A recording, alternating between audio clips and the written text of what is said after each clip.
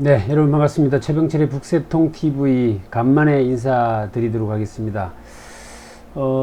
동안 이 교육이 중단되어져 있다가 사회적 거리두기로 전환되어지면서 일부 교육이 진행되면서 굉장히 좀 바쁜 시간들을 보낸다고 여러분들 이렇게 찾아뵙지 못했는데요. 제가 기존에 오프라인으로 진행하던 이 북새통이 7월 1일부터 다시 이제 개시가 되었습니다. 그래서 이제 오프라인으로 만나 뵙고는 있는데 거리두기라는 점 때문에 한정된 인원으로 진행을 하는 부분이 있어서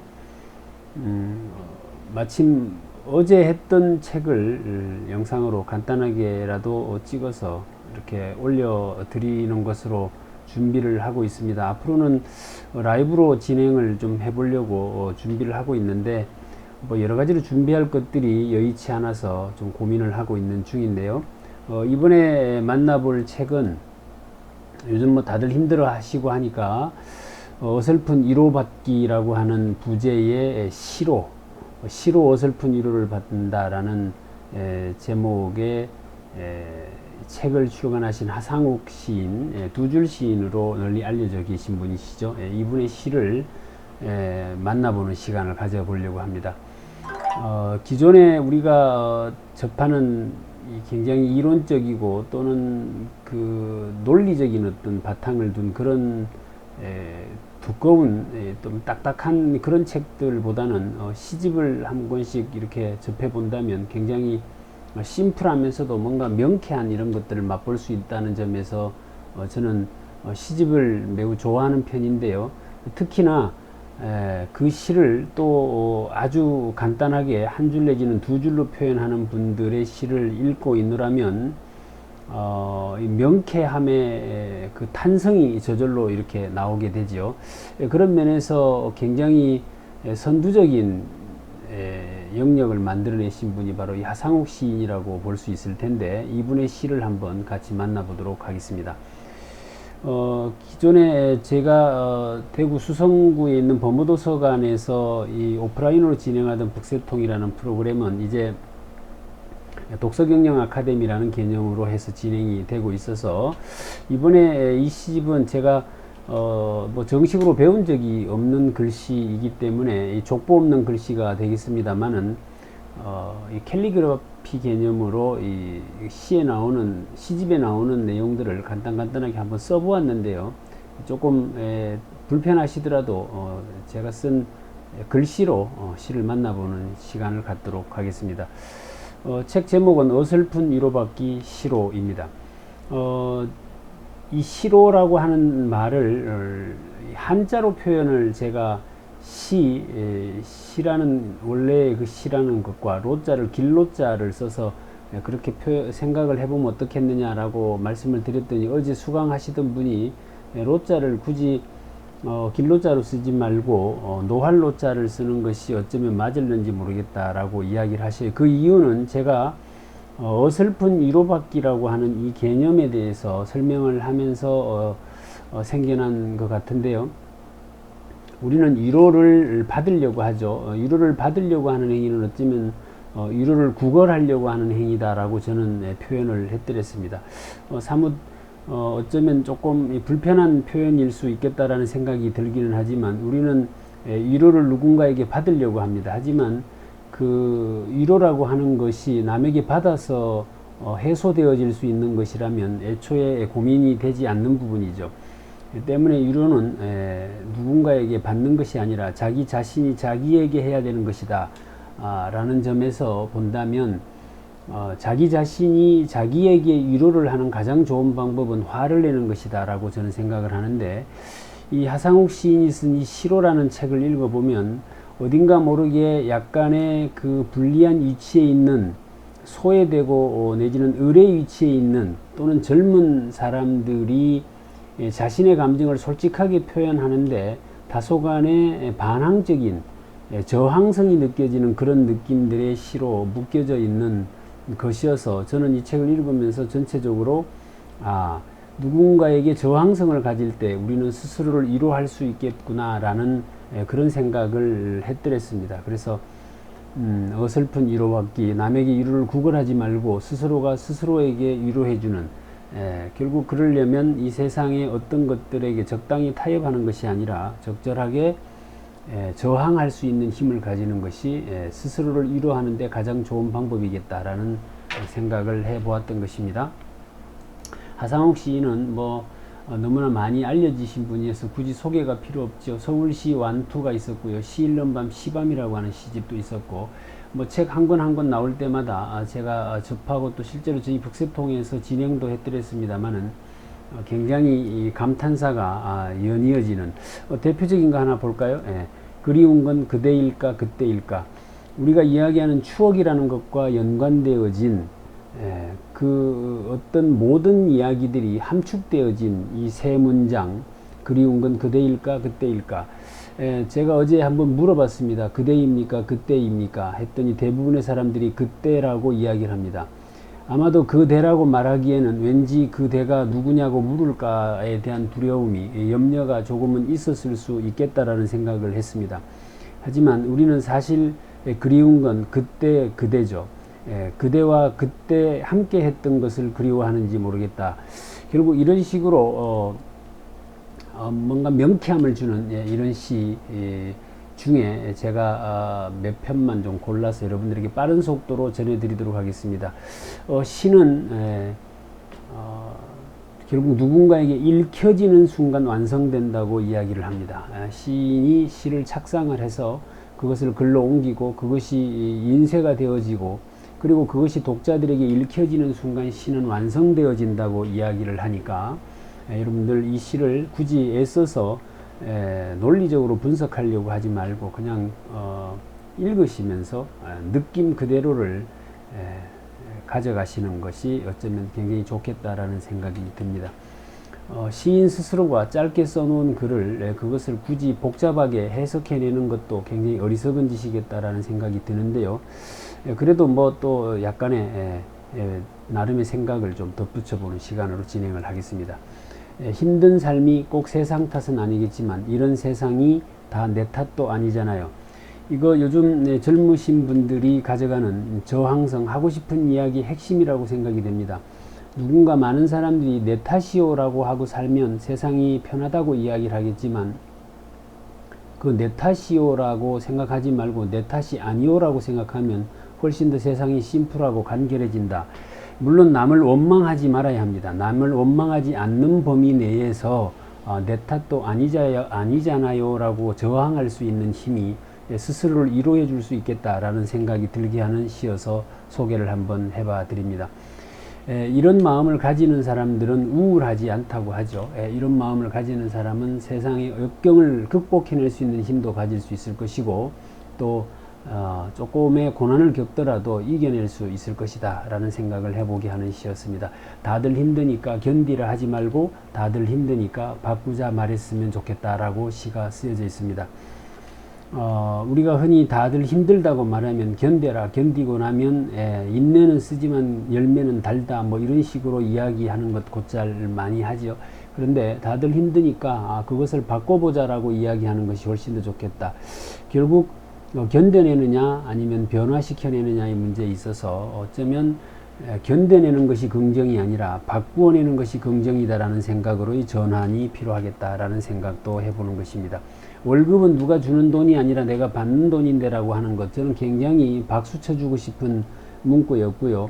어쩌면 요즘 우리가 세대 차이 이렇게 이야기를 하는데 기성세대와 그렇지 않은 젊은 세대들 간의 가장 큰 인식의 차이가 월급 내가 일하고 받는 돈인데 왜 당신이 나에게 그것을 준다라고 생색내려고 드느냐라는 관점이 있다면, 이것을 극복해내지 못한다면 우리 사회는 앞으로 노동시장에서 굉장히 많은 불협화음이 발생할 것이겠다라는 생각도 들게 하는 그런 시였습니다.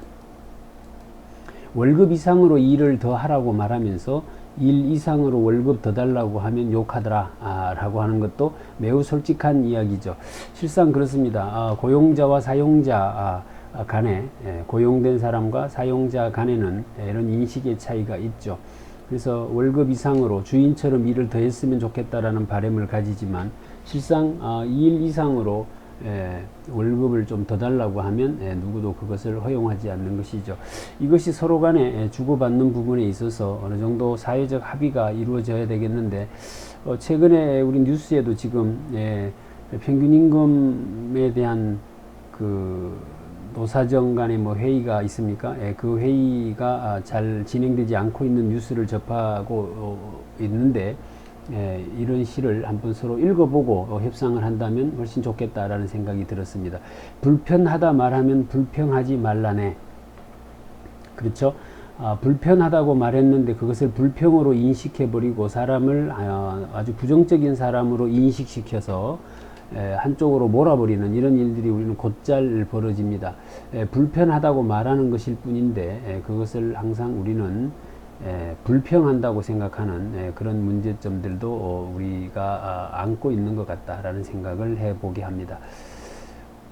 다음에 또 하나의 시를 소개해 드린다면, 너는 충고를 기분 나쁘게 듣더라, 너는 기분 나쁘게 충고를 하더라. 매우 상충되는 대비되는 이야기이기는 한데요, 우리는 충고라는 빌미를 가지고 누군가를 기분 나쁘게 하는 말하는 것에는 아주 능수능란한 솜씨들을 가지고 있는 것 같습니다. 실상은 가만히 들여다보면 충고라고 하는데 충고가 아닌 경우가 의외로 많이 있는 것 같아요. 그래서 오히려 차라리 그런 충고 훈수 두지 말고 그냥 지켜보거나 입을 다물고 있는 것이 훨씬 더 좋은 충고일 수 있겠다라는 것인 거죠.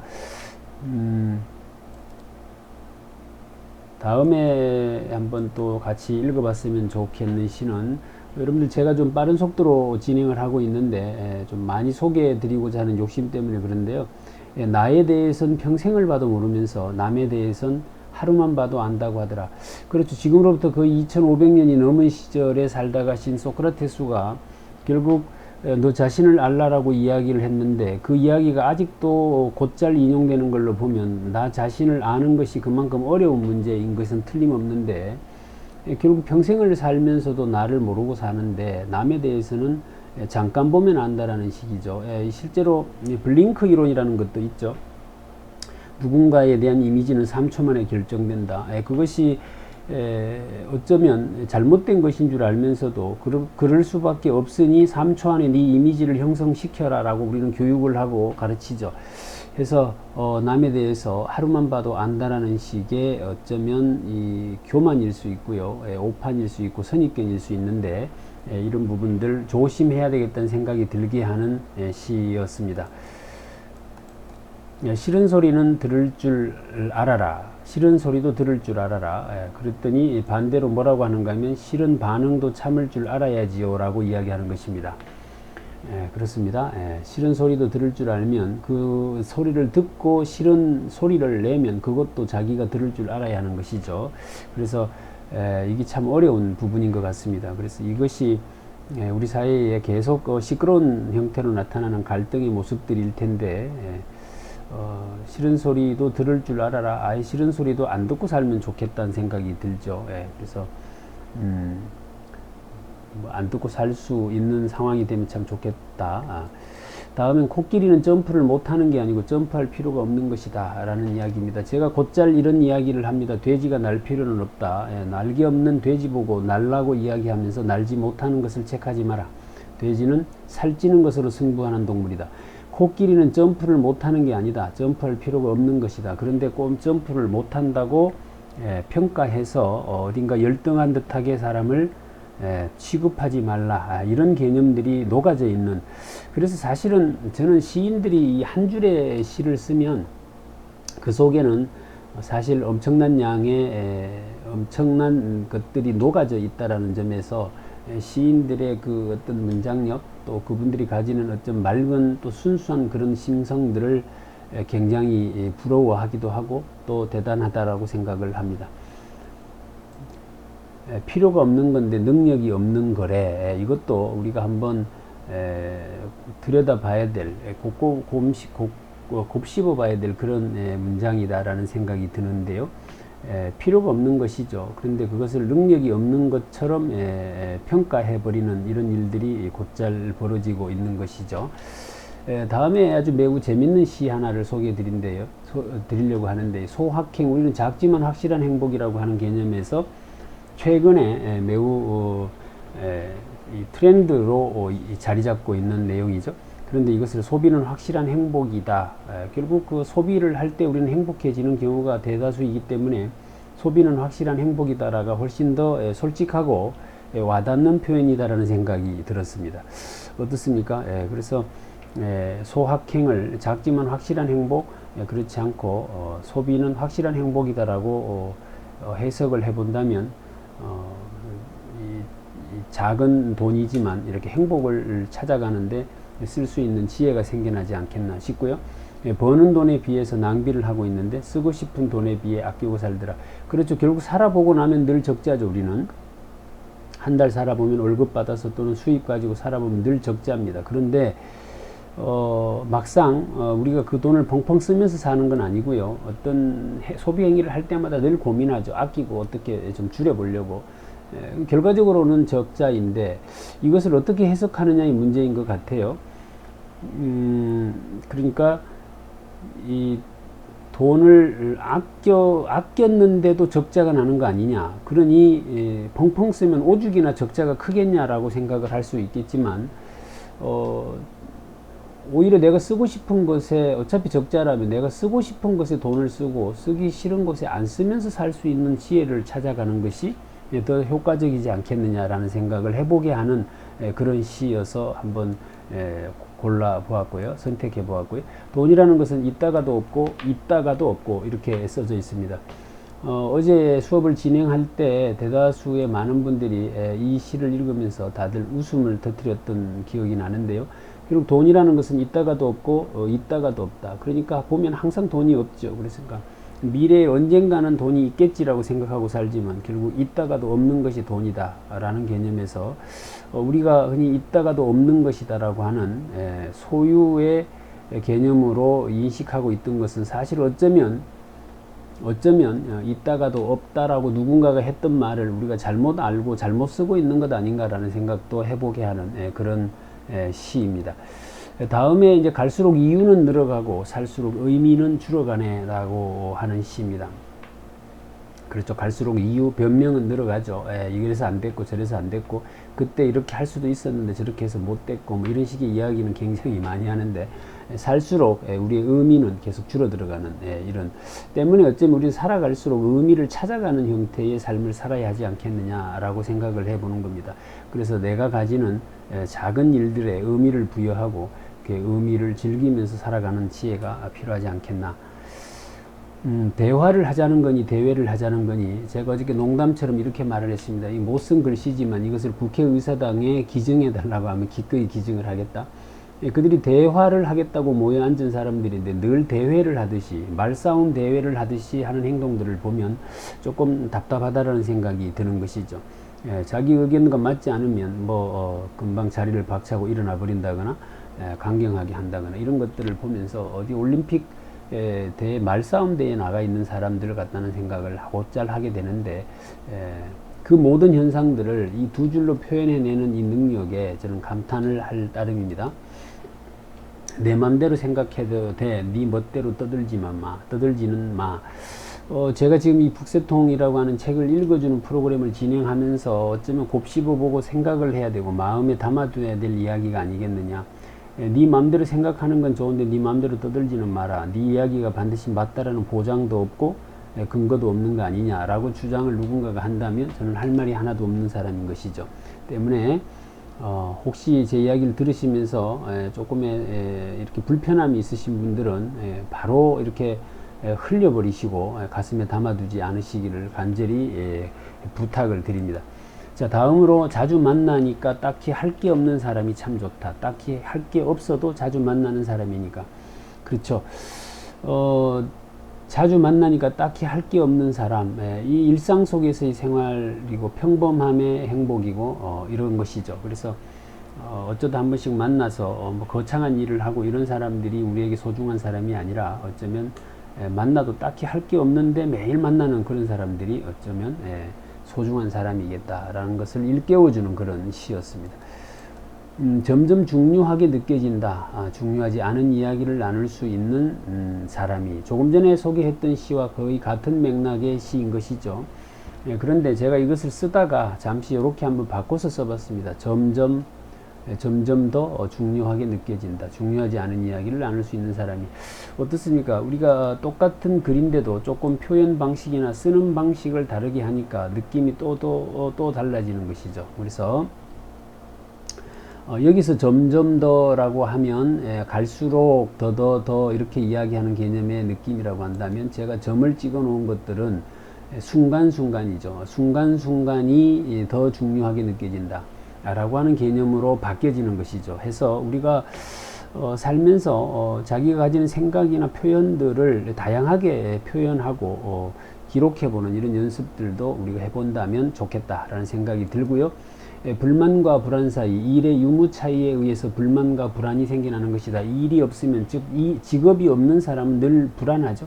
그런데 직업을 가진 사람들은 늘 불만을 가지게 됩니다. 그래서 불만과 불안 사이는 일의 유무 차이다라는 것이죠. 그래서 제가 물어봤습니다. 무엇을 가지고 사는 게 좋겠습니까? 라고 했더니 불안보다는 불만이 낫겠다라고 대다수의 사람들이 이야기를 하시는 것 같습니다.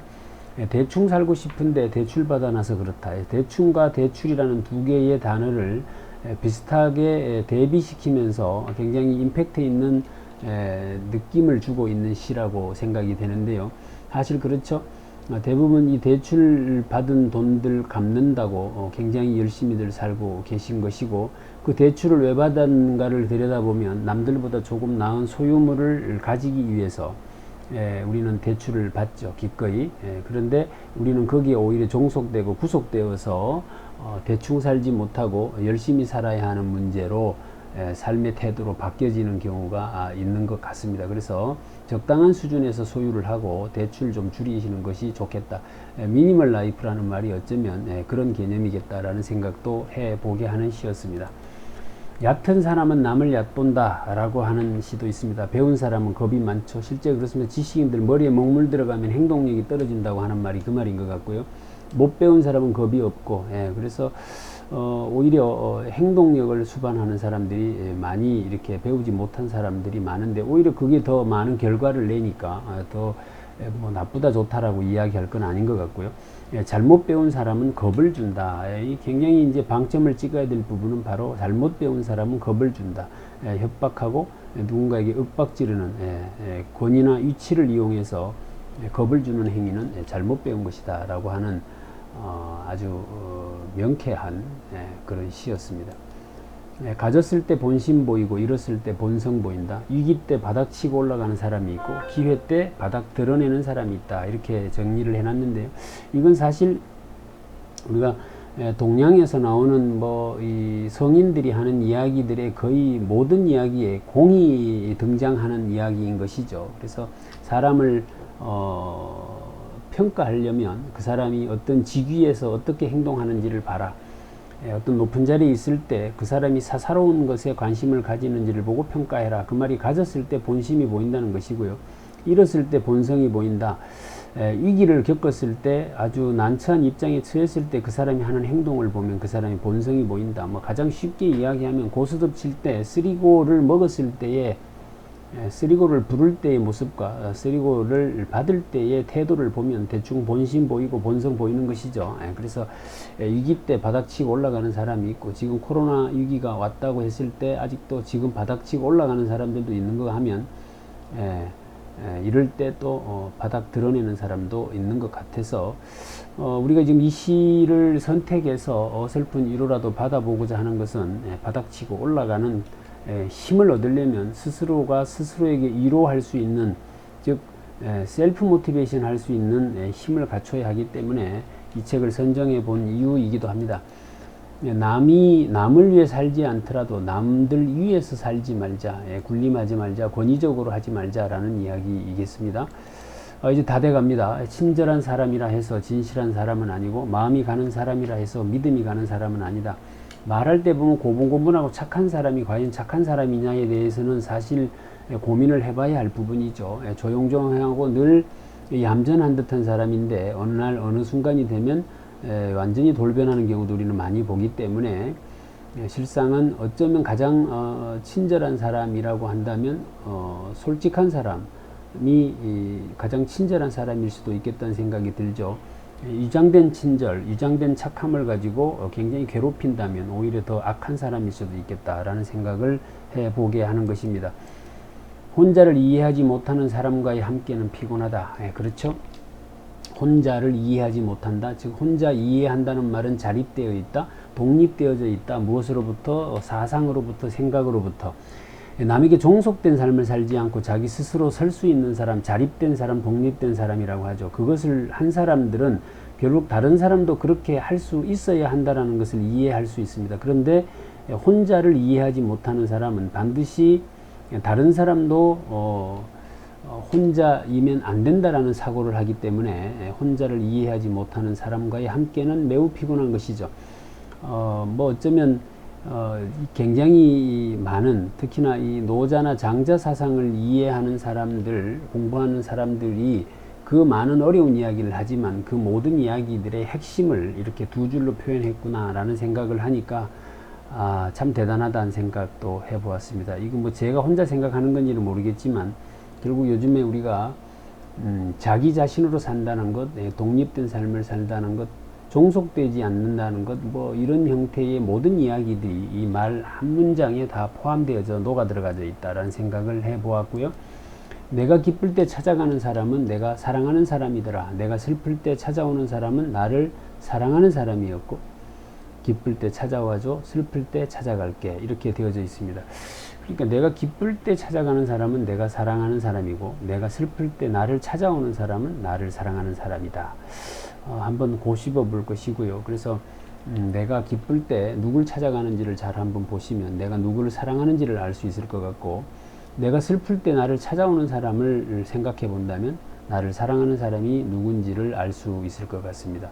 문제는 슬픈지 기쁜지를 모른다는 것이죠. 뭐 그것을 매일 이렇게 실시간 체크할 수 있는 사람은 결국 가족이거나 아주 지근거리에 있는 사람이지 않겠느냐라는 생각을 해보는 것입니다. 네가 뭘 하든 상관없어? 뭘 하든 늘 응원할 거니까. 헤매고 있어도, 해내지 못해도. 제가 어제 이것을 우리 자녀분들에게 가지고 가서 꼭 좀 문자로 보내봐라고 이야기를 했는데 저도 아직 못 보냈습니다. 그런데 이 시는 결국에 누군가를 응원하는 멘트 중에 가장 파워풀하고 강력한 멘트다. 네가 뭘 하든 상관없다. 네가 뭘 하기 때문에 너를 응원하는 것이 아니라 네가 무엇을 가지고 있기 때문에, 즉 조건 때문에 응원하고 지지하는 것이 아니다. 네가, 제가 핸드폰을 안 꺼놨는 모양입니다. 뭘 하든 늘 응원할 거니까 헤매고 있어도, 해내지 못해도, 어쩌면 아주 강력한 이런 사람이 한 사람쯤 있다면 그 사람은 매우 행복한 사람이겠다. 어떤 상황에서도 힘을 낼 수 있겠다라는 생각을 해보게 합니다. 혹시 이런 데 관계된 내용을 제가 잠깐 재피아를 하면 제 노래 중에 너밖에 없다라고 하는 노래가 있습니다. 같이 한번 나중에 시간 되시면 들어봐 주시면 감사하겠습니다. 다음에 이제 마지막으로 소개해 드릴 문장은 싫은 사람들에게 좋은 소리 듣기 위해 좋은 사람들에게 싫은 소리 하고 사네 라는 시입니다. 제가 마지막으로 이 시를 소개해 드리는 것은 어쩌면 우리는 가장 소중한 것은 바로 내 지근거리에 있는 것인데 엉뚱한 곳에 가서 좋은 소리 한다고 싫은 사람들에게 시간 보내고 에너지 소비하면서 살다가 정작 에너지 빠지고 힘 빠지니까 좋은 사람들에게 싫은 소리 하고 사는 이런 모습, 어쩌면 좀 지양해야 되고 개선해야 될 부분 아니겠느냐라는 생각을 해봅니다. 흔히들 이런 이야기 하지 않습니까? 저같이 이제 외부에서 말을 많이 하고 가는 사람은 집에 가거나 가까운 사람들과 만나면 거의 대화가 없거나 말을 하지 않죠. 이것이 전적으로 저를 표현하는 말이겠다라는 생각이 들어서 이 시를 마지막으로 여러분들에게 소개해 드리면서 오늘은 좋은 사람들에게 좋은 소리 하는 시간을 가지시길 바라겠습니다. 자, 이렇게 해서 오늘 하상욱 시인이 쓴 어설픈 위로받기 시로라고 하는 책을 가지고 여러분들과 함께 해보았습니다. 지금까지 북새통, 최병철의 북새통 TV 최병철이었습니다. 고맙습니다. 마치겠습니다.